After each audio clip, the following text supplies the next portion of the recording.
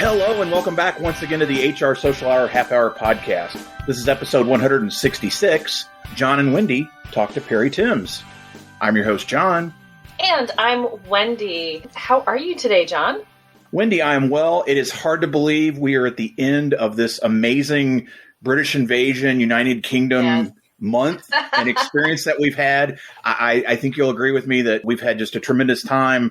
I can't think of a better guest to have to wrap this month up. Yes. But it's been so much fun. It's been fun to record at different times and do things a little differently. But I think it's been some tremendous conversations, and I know people have gotten a lot of value out of them for sure. Yes. Oh, for sure. I think I've learned a lot.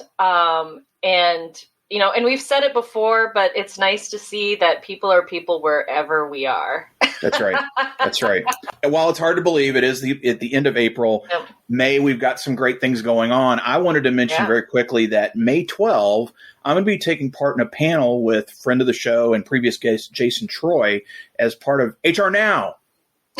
They've got an exclamation point there. So I'm assuming I'm supposed to have that kind of enthusiasm. I am very excited, though, to be working with Jason on that event and taking part in that panel. There are going to be links in the show notes to register for HR Now. They've got 2 days of events going on, May 11 and May 12. I'm going to be taking part in the event May 12. You'll see my happy face on the link. Jason had reached out to me and said, hey, he's going to be a keynote. And so this is a panel happening the next day. Wendy, I'm excited. I know you've got some things coming up we're going to be sharing over the next many weeks. It's nice, though, that after a period of doldrums, for lack of a better word, between, obviously the Paycor event we've got going on and now HR Now, I'm excited that we are starting to do some other stuff again. Yeah, it's nice to be able to get out and share information in a different way. And hopefully maybe later this fall, we'll be able to be there in person. You never know. Fingers crossed. Never know. We are cautiously so we can see you. Yes, cautiously optimistic, as I like to say. Cautiously optimistic. Well, again, we'll have links for HR Now. Maybe not as excited there, but I'm looking forward to being with them.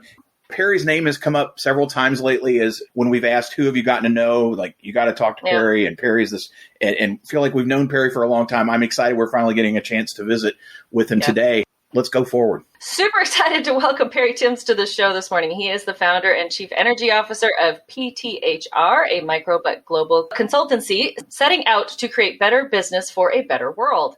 He is an international and 2-time TEDx speaker and award-winning writer on the future of work, HR, and learning.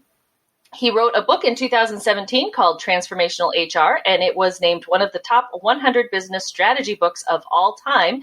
And his second book, The Energized Workplace, was published in August 2020 and was shortlisted for the UK Business Book of the Year in 2021. Perry's work is influenced by human-centered design and systems thinking, plus agile, inclusive, and autonomous ways of working that enhance personal fulfillment and organizational effectiveness. Well, Perry, welcome to the show. Again, we are so excited to finally have you here. Our first question is, what is in your glass today? Well, so thank you for the invite. It is genuinely an excitable thing for me to be on here. So if we had HR Now, you've got the HR Wow. So yeah, I'll begin by saying what's in my glass. So in a drinking context, I'm into compostable coffee pods for my Nespresso. They have seen me through lockdown. And then if we're talking about something slightly more adult, then you'll be pleased to know that my favorite drink is a Kentucky bourbon called Buffalo Chase. So yeah, I'm a big fan of that kind of thing. But if you're talking about generally in my life, what's in my glass, then I think what I'm up to with clients and with collaborators and partners is we are looking at that post-pandemic world and we are going, there is no going back. There is a red line and we want to see something good coming from the huge social experiment that is lockdown and all the new variables in the world of work. So yeah, drinking, that, and then life and the glass of life, that. I love you gave us the whole answer, like every possible answer we got from Perry today. Perry, you will be happy to know, so I am a native of Kentucky, and my first job in HR, I used to staff Buffalo Trace Distillery. We used to place temps over there during the holidays to load in bourbon that they had wrapped with Christmas papers and what have you. We had two guys decide to steal a fifth at lunchtime got soused. That was the end of their careers with us and with Buffalo Trace. In that line, I'm actually a Maker's Mark ambassador. And I've actually got several other people, previous guests on the show, people in the HR community. We've got them to sign up for, which if you're not familiar with that, you ought to check it out because you get your name on a barrel. Nice, man. If you're ever in Kentucky, when the barrel's done, you can dip your own bottle. Wow. So pretty cool. I've made a note already, John. Thank you. That's going to be. We'll talk more offline about that. List, yeah. So now we certainly know what you're up to now. Yeah. How exactly did you get your start in human resources?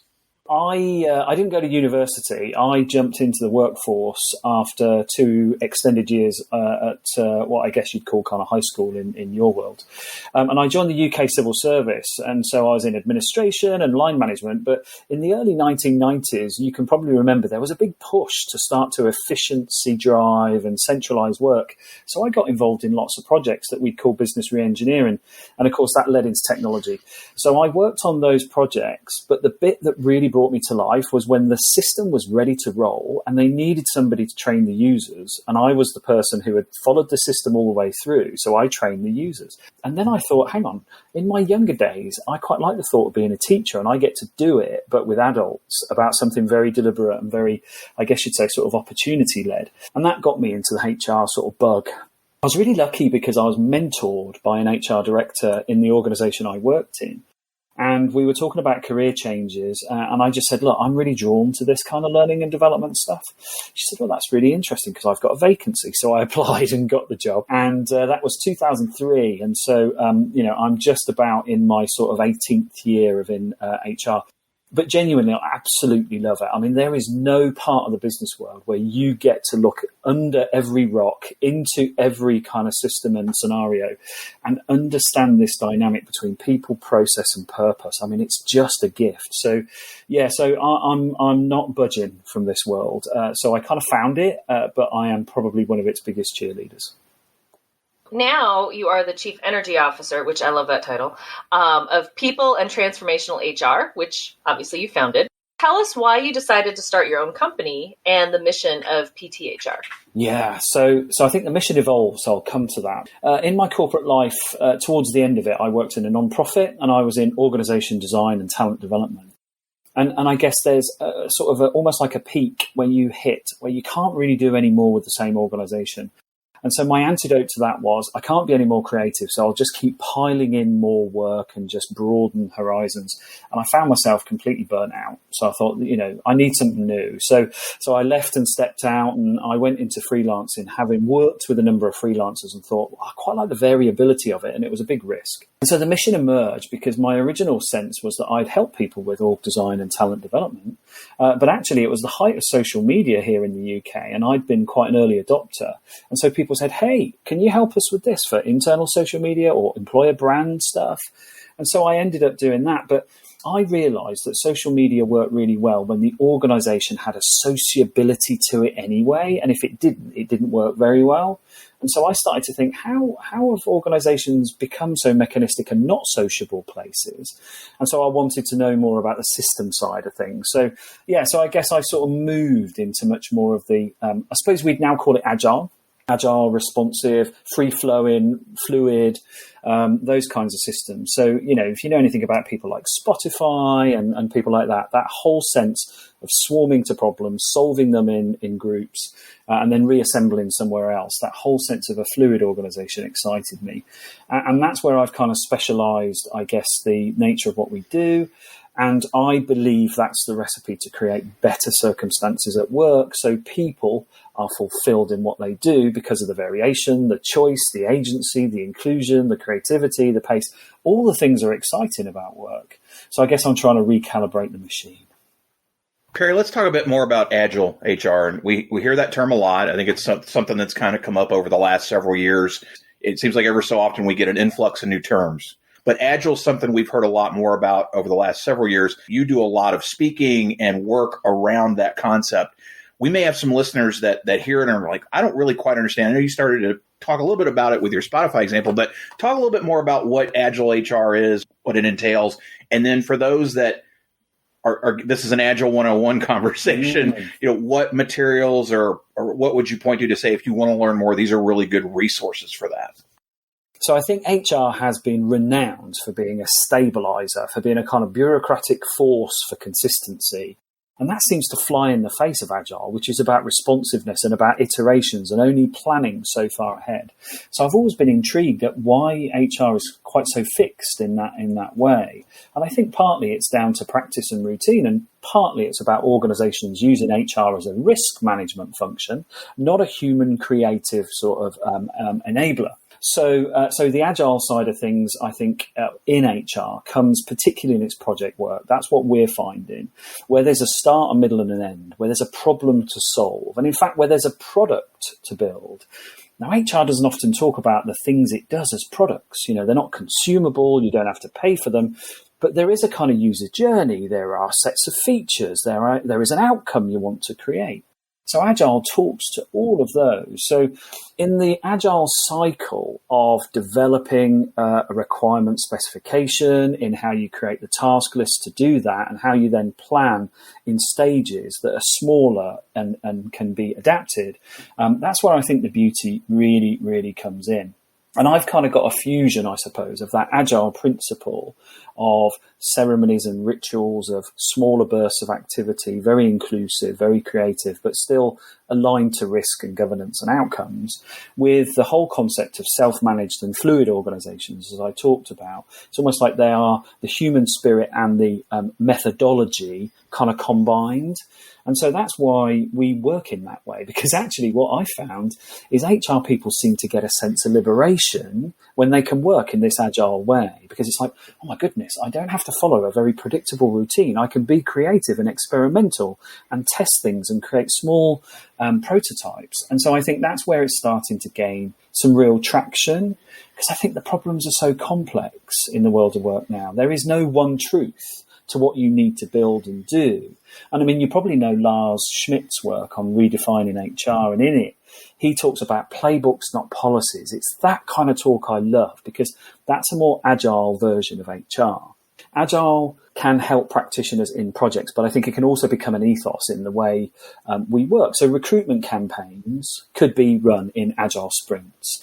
Change management can be broken down into Agile stages. Org design can be delivered in prototype experiments and options analysis. So I think it's got a really strong fit. And I almost think it's wasted on the techies, right? I think it's like there's too much humanity in it. It's not just for coding. Yeah, so I think that's where it goes. In terms of who to look up and what to enrich yourself with as a listener, if you're thinking, how do I do this Agile HR thing? I mean, some of the classic places to start are people like Jeff Sutherland's Scrum book, because it really gets you into the whole break things down cycles and really strongly creative bursts. But there are some books deliberately built for this. So Natal Dank, who's an Aussie, and Rina Hellström, who's from Finland, have written a book called Agile HR. And quite literally, it's the playbook for everything from employer brand through to exit interviews, delivered in an agile way. Lars talks about some of this in Redefining HR, because I wrote it. So that's in there. And then you've got a fantastic piece on self-managed organizations by a Canadian called Samantha Slade, called Going Horizontal. And it just talks about how you have all these flat, nimble teams. So there's plenty out there. There are no what I would call real curriculums, although Natal and Rina do run a qualification program. But as you said, it's more prominent. Part of being agile is we are starting to reopen from COVID. People are starting to move back and forth and all of that. What do you think the biggest challenge HR pros will be dealing with over the next year? Wow. I mean, as I said, I think the backlog of tasks on that is huge, right? So, and it's variable. So I think we've discovered an awful lot through the pandemic about a kind of balanced life and the whole nature of commuting and remote working and inclusion and presenteeism, well-being particularly. I think a lot of people would jump to the well-being answer, and they'd say, look, we're coming out of a pandemic. There's all sorts of new anxieties. We've got to focus on well-being. And I don't want to dismiss that. But I think our big ticket is org design, because I don't think we are tinkering with an organization post-pandemic. I think we've almost got to start again and think, hang on, what are we all about? How do we do what we do? What choices can people make that are, I guess, both bureaucratically sensible and humanist in their choice dynamic? So I think this is quite literally, like the reset in the Avengers story, the big reset. So straight after that. So I get really, really dismayed when people talk about back to normal. I'm like, what, do you think it was that good? Really? Seriously? Do you think it was that? Because it wasn't. And I think we can erase some of that and start again with a not quite fresh palette, but I think a fairly clean red line that we don't want to cross. So org design for me, that's the crucial thing. And the key thing I think in HR's favour is that the business does not have the answers yet. So I think we need to work with them to help them create the answers. So it's not like we can work to a brief. I think we've got to co-create the brief with them. So org design, that's my big ticket. Perry, we've heard several times in these conversations over the last month that a lot of HR in the UK being very administrative. I'm wondering, with these ideas of org design and agile and all these things that you do, what kind of challenges do you have against that base? What the norm, like we just want to go back to the way things were. Is that as prevalent as we heard? Because I think Wendy would agree with me. What we've heard a lot of is there is a lot of very staid or I may call trench HR, compliance, checking boxes. Is that a fair assessment? I think so. Yeah, I think so. And I think there are a couple of reasons for that. One is because, we've got good at it, so we know it, so we stick to it. It's almost like it's our little stable base that we don't want to deny. And there are a lot of sensible ways that we need to hold on to that. Don't get me wrong. But HR isn't there as a nanny. It's not a childminder. It is helping adults realize their true potential. And you don't do that by keep bringing in more rules and more policies and more guidance. You build that playbook that Lars talks about. You set principles with people and you are adaptive and responsive to, I guess, the sciences we're seeing about how people work in teams and groups and in leadership roles. So I think we've got to grow out of that a little bit, but we use science and data and our strength of relationship building in order to do that. Now, that takes intent, though. So those people who are very comfortable in the current bureaucracy, I think they're the ones who are going to possibly be a little bit more concerned about this shift. I think we've got it in us, though, because the COVID-19 responses I've seen in HR practitioners in the UK have been nothing short of heroic. They have literally reinvented themselves in the space of hours. They have become the chief executive's most closest confidant in safety and keeping the lights on in the business. And I think we need to say, hey, we've proven we can adapt. We've proven we can dislodge our fixation on policies. So we keep that in mind. And then we recognize if we're a bit light on capability, we very quickly learn our way into some of these things. And we start to assemble the org design principles. We start to bring the science. We start to put our arms around our business analysts in our workplaces and go, hey, come help me out. Give me some people data. Give me some performance data. Give me some forecasting if we adapt and change to more remote working. So we don't have to do it alone. But I think we've got to break out a little bit of our self-imposed kind of modesty and comfort zones. Difficult, not impossible at all. One of the things that we've gotten to do and really enjoy over the last many months is crowdsource questions. Wendy told people we were giving things up. We haven't given it all away, but I particularly appreciate some of what your brethren and sister in there in the United Kingdom have brought to us. And Amanda Cookson asks, what's the marketplace trend that excites you the most? I try and pay a lot of attention to marketplace trends. I try and pay a lot of attention to some quite broad sciences and economic stuff that I don't know enough about, but I'm curious enough to want to assemble some thoughts. Now the answer for me on that is a concept called values-based consumerism. Now, what I mean by that is that people don't just vote with convenience or they don't vote with brand loyalty necessarily. They are thinking, I have values. Does the company who provides this product or service have values that are in line with that? And that may be charitable, environmental, so think Patagonia, right?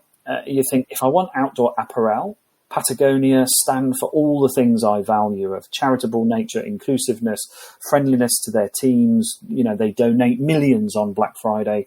That values-based consumerism for me really starts to tug at the Business Roundtable's declaration in 2019 that it isn't about shareholder value, it is stakeholder value. Multiple stakeholders. The small company that I'm part of, we've got our B Corporation accreditation pending, and it's that excites the heck out of me, because I think if more companies can stand in the space of good, and the values-based consumerism drives them to the top of the food chain in terms of sales and reputation and loyalty in that way, that I think is how we can sometimes somehow turn the ship around, quite literally, on extractive, destructive capitalism to much more generous and regenerative capitalism. So that market trend is the one I'm really, really excited by. But Perry, it is now time for everyone's favorite part of our show, the half-hour question connection. What career did you dream of having when you were a child? Wow. So I was asked this actually on a radio show this week, and so I can give you the rehearsed answer. I did start to like the idea of being a veterinary surgeon, but then I realised that also involved euthanasia for animals. I couldn't do it. So my attention was drawn to teaching or journalism, and because of the learning and the writing side of things that I still enjoy now. But then teaching involves kids, and they're not always that helpful in behaviour. And journalism, I don't know about you, but like the gutter press in the UK is just despicable. I didn't want to be part of that. So so that's what I wanted to be. And I guess in some slight twist of fate, I think I've kind of manifested a bit of the teaching and a bit of the journalism in a way that I'm very comfortable with. Who's one person you've gained in your network in the last year that you think more people should know? He's a Brit, Bruce Daisley, ex-Twitter VP in Europe, and now independent podcaster, writer, and assembler of great insight. So his podcast is called Eat, Sleep, Work, Repeat. It is just a mine of supercharged information about right now. He's really good at helping us project into the future, but starting from a point of what's going on now. So Bruce Daisley, I would say, is the addition of the year. How do you maintain balance? I often think that when people look at like my work schedule and my kind of always on nature, I think they think I must be on some kind of substance, but I'm not. I guess I have learnt to develop a sense of my energy and my rhythm. And there's a discipline that comes with that. And when I researched the second book and started to look into the realms of chakras and vibrations and energy in that sense, it all seemed to make sense to me. I'm like, wow, that's just put names to sensations that I'm having. So as an example, if I've got an important piece of work and I'm struggling at the end of the day to get it done, do you know what? I shut the lid and then I flip over to maybe watching a bit of Marvel universe or some music or something, and I just kind of think, look, I'm no good to myself like this, but then I'll have a really early rise because I've just got this sense of accomplishment that I need. So I think I've rewired, I suppose, how I judge myself, and therefore I can balance and feel quite guilt-free if I'm not up to the work, but also knowing that I've got some kind of creative ways of compensating for that by early starts and writing things down and sketching and just trying to free the mind a bit. So that, I think, is how I create balance. Perry, how do you enjoy giving back to the HR community? Oh, see, I mean, you've just tapped into something that really does give me a sense of joy. And Adam Grant's give and take kind of metaphor springs to mind here. So I'm a giver. I like to lift people up because that lifts me up. So when I write, I don't just write because I'm making sense in my own mind. I want to write and publish something on a blog because I think other people will go, ooh, that's useful. That's got me thinking. I'm going to start taking some of those principles on or have my own view on this. So blog pieces, most definitely. And I think the other thing that really helps me is that I'm a little bit addicted to mentoring. So if I get somebody come across my sort of network, if they ask or even if they don't ask, quite so often that will come into the conversation. I absolutely love it. I mean, there's something about giving away everything you know, which is really fulfilling for you. But my goodness, you learn so much by mentoring other people. People say, how do you get the time to do this? I'm like, how would I know things about work and attitudes and lived experience if I didn't bring these people's lives into a very intimate conversation so I can see their vantage point? It just enriches me all the time. So again, I feel like I gain from everything I give. It just makes me want to give more. What is your favorite movie?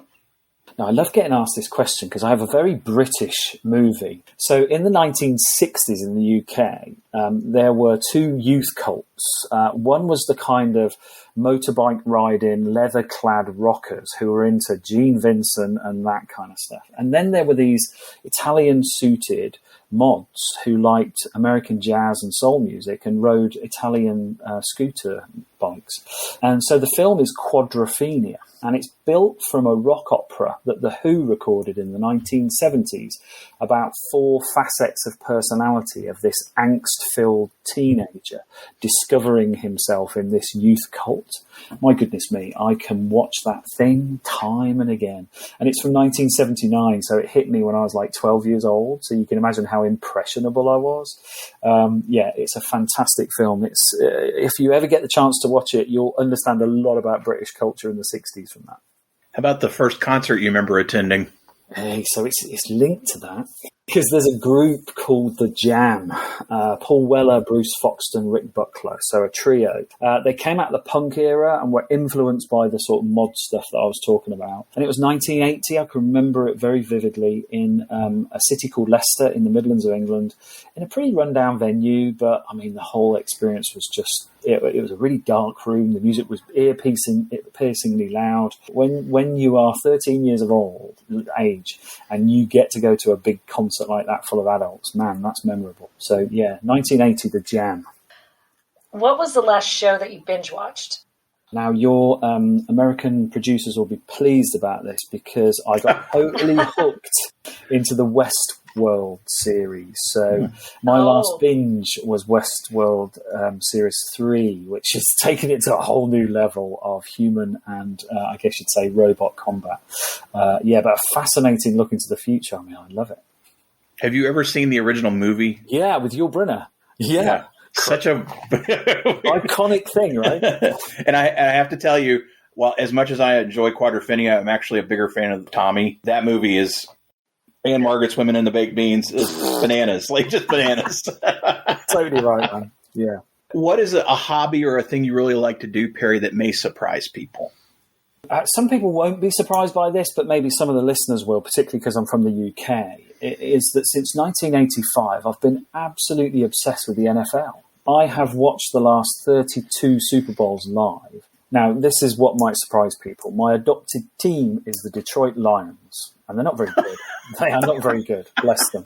Wow. So I've got my 81 Megatron shirt in the wardrobe. Why Detroit Lions, people might say? Why not Patriots because of the New England bit or Miami Dolphins and whatever. Anyway, so it goes to my musical heritage. I absolutely love Motown and 1960s soul music, and a lot of that came from Detroit, so I wanted to kind of keep it. So I like the Red Wings too, and I like the Pistons. I don't really follow the Tigers much, but I always keep an eye out for the Detroit-based sport teams. But yeah, I absolutely love the NFL. How did you find that first get involved in? Obviously, and we know that the NFL has tried to expand with the World League and come into the England and what have you. How did you get hooked up in 1985 to become such a fan? If you remember the state of soccer in the 1980s, I don't. I'm sorry. Well, just in case you don't, then there was this kind of plague called hooliganism where fans would fight each other. Yeah, and it wasn't a pretty sight. And I mean, I loved football, soccer, but it really spoilt it for me. And then the UK, there was a kind of a magazine program that had just started on one of our channels highlighting the NFL. So this is all pre-internet days, of course. And I was just intrigued by it. I didn't understand the rules. I used to play rugby. And then all of a sudden it was like, well, this stuff it's like strategy and muscle meets finesse and skill. And I just loved everything about it. So, I mean, there's a funny story, actually. I spoke at a conference in Kansas City, and I managed to get a ticket to go and see the Chiefs play the Bills. This was 2003, so it was Marty Schottenheimer and Marv Levy as coaches. And I was sat right up in the high seats, and I was sat with some KC fans, and we had a competition, because I was British, who could call the right play. So whether it was a fullback burst or whatever. Anyway, I won. I called the most accurate plays, including a Tony Gonzalez flea flicker touchdown. I didn't call the flea flicker, but I called it that Gonzalez would score. Anyway, so yeah, I'm absolutely into it, like you wouldn't believe. So I often quote Vince Lombardi and stuff like that. Yeah, amazed by it. Now, I have to ask then, so you've been to KC. They know how to tailgate, too. Hopefully you got to experience that. Yeah. Have you been able to attend a game in Detroit or wherever they play? No, Ford Field or wherever they play? However, in Wembley, I have. So when they came over to play the Falcons, I got tickets to see that. And it was brilliant because it was a last-minute field goal that was missed. And then there was a flag flown because there was an infringement, and they took the kick again. And then the Lions won. Yeah, I mean, it was just we couldn't write it, right? And so there I was, very proudly on the tubes and stuff in London with my Calvin Johnson shirt on, and people were kind of smugly going, "Oh, his team won." Yeah, it was really cool. So I have seen them, but not in Detroit. I've been to a couple of the Wembley games, and I did go to a college game. Actually, I have a business contact who lived in Iowa, so I went to see the Hawkeyes. They know how to do it there, too. God. Yeah. Dude, tailgates, I could live that way. My husband actually worked in Michigan when they built Ford Field, and so he was in journalism at the time and got to go onto the field as they were building it and all of that. He's been to quite a few. He's a Vikings fan, so their rivalry there, yeah. But if they're not playing the Vikings, we're usually cheering for Detroit because we like a good underdog story. Yeah, good, yeah. And that's a British thing too, right? Underdog. So I'm kind of comfortable with it, yeah. Perry, what is the biggest misconception people have about the UK? I thought long and hard about the thought of UKism and so on. And I think I've got a good answer for you, actually. So I think most people think that we're super patriotic. We literally drape ourselves in the Union flag. We're royalists and, all sorts of... nah, we're not really at all. I think actually there is a divide, though. So it's a bit sad in some respects, but equally I see a new sense of not necessarily just belonging to that history, but actually wanting to belong to a more worldly kind of perspective. So I think people would think we are all, like I say, beer-swilling, tea-drinking, flag-wearing Morris dancers, and we're not. I think there's an enormous amount of progressive, inclusive, and very much sort of wanting to be a citizen of the world. I think that would surprise a lot of people. We have heard that more than once this month. Not necessarily framed exactly the same way, but certainly the amount of culture and things that are out there, and that we know not everybody knows the Queen, and we know not everybody loves in London, and the food is not as bad as people make it out to be. No. We've learned several things over the last month, for sure. Yeah. As we mentioned, we are crowdsourcing questions. So our last question for you is, if you could ask the next guest of the podcast a question, what would it be? I've got a big thought in my mind, and so it's possibly a bit too big, but I'd probably be asking, how do they think we would start to do this? And I think it's this economic disparity, right? I'm really taxed by the 1% billionaire wealth, 99% everybody else, and I find that both vulgar and ridiculous. And it's almost like, how would they start to address a balanced position when it comes to wealth and opportunity? It's a big question, though, isn't it? Even just one positive move towards a bit more parity, I think I'd be really keen to know what somebody would think about that. I mean, I suppose, if I was asked a question, I would give the example of Dan Price in Seattle, who gave all his people $70,000 and said, let's all earn the same. I'm thinking, what a genius idea. I mean, their profits are like, 6x or something now. So I think we've got to see some economic trend bucking. So if they've got an idea to, kind of buck a trend in even one way, I'd love to know what that is. We're going to add that. Perry, I did never imagine that the most NFL talk ever on the HR Social Hour would be an episode with one of our friends in the United Kingdom. So I can't thank you enough for that. This has been just an amazing way to end this entire month of conversations with folks there with you. I know that some of our guests may not be connected. They're going to want to get connected with you now. Best way for them to reach you out there. So LinkedIn, there's only one of me on LinkedIn, so that's really easy. But I'm also on Twitter @PerryTims. I got there fairly early, so my name is my Twitter handle. And I'm quite happy on any of those channels for people to reach out and connect because, it's all about the positivity that comes from those new connections. Love it. We will have both those in the show notes. And then, Wendy, how about you? Best way for listeners to find you out there? Best way, as always, is on my blog, mydailyjourney.com. Daily is D as in dog, AILEY. And of course, the second and fourth Sundays of each month, you will find me on Twitter as part of our twice monthly Twitter chat at 7 p.m. Eastern Time. How about you, John? JohnThurman.com for all things John Thurman, and for the show, hrsocialhourpodcast.podbean.com. Listen, review, follow. Whatever platform you're on, follow. That way you know you're going to get these shows every week, be it if it's our friends in the United Kingdom or next door in Richmond or in South Dakota, or wherever it is globally. And that leads me into this. International listeners, you've heard an entire month of international guests. We're very serious in that we would love to talk to you too.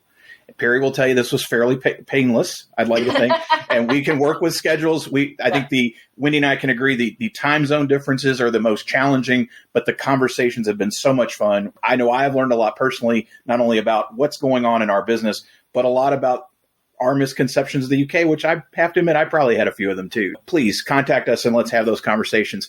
Perry, again, appreciate you helping us wrap up this amazing month. And so for the HR Social Hour Half Hour Podcast, I'm John. And I'm Wendy. And as always, be sure to connect, give back, and network. Take care, everybody. We'll see you soon.